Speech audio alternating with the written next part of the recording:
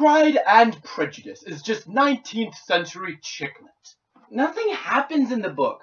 People just sit around and talk and do nothing. It's just a book for women. All of these accusations have been aimed at Pride and Prejudice over time, and, well, let's face it, such accusations tend to be made more by men than by women.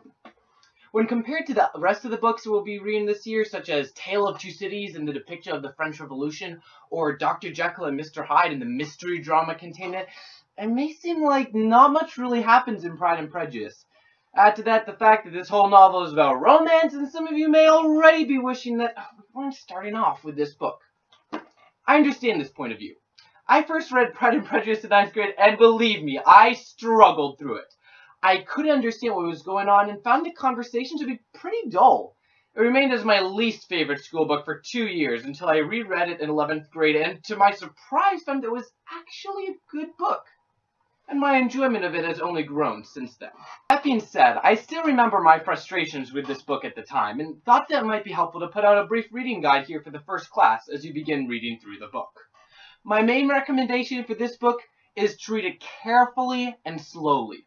Now, I know how it is. A section of the book is tedious and boring, so you just skim over it in order to get to the better parts. The problem with this sort of technique is that for some of you, this technique will end up with you just skimming through the whole book. That's what happened to me the first time that I read through it, and it was slowing down the second time that caused me to actually enjoy it when I read it. Austen has often been called a master of wit, and so in order to enjoy this book and understand what's happening, you're going to need to read it with a fair amount of attention to detail. Now, there are some books on the syllabus for this year that you can read less carefully and still get a lot out of it, but that's not really going to be the case with Austen. It's going to take a lot of patience earlier on for you to read this way. But if you read carefully, the book, and especially the climax, will make a lot more sense and will be a lot more engaging if you understand what's going on. Now, it can sometimes be difficult to know what to pay attention to in a book like this that's primarily focused on and driven by conversation. So given that, here are my 4 recommendations about what you should be keeping an eye out for in the book. Number 1, watch how people speak. One mark of a good writer is the ability to write characters who speak very differently because of their personalities. Austen is one of these writers. Characters aren't given a lot of physical descriptions in Pride and Prejudice, but if you pay attention to how they talk and what they talk about, you'll be able to learn a lot about them and who they are. Number 2, watch for what Austen has to say about love.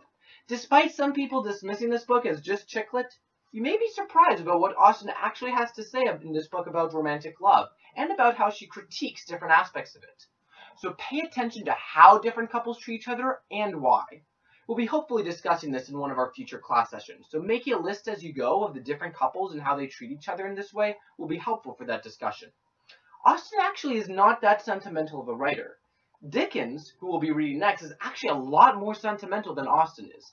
So pay attention to what she has to say about love and about the examples that she provides of it. Number 3, in conjunction with the former, also pay attention to the different views of marriage that are presented in this book, and consider what makes a good marriage.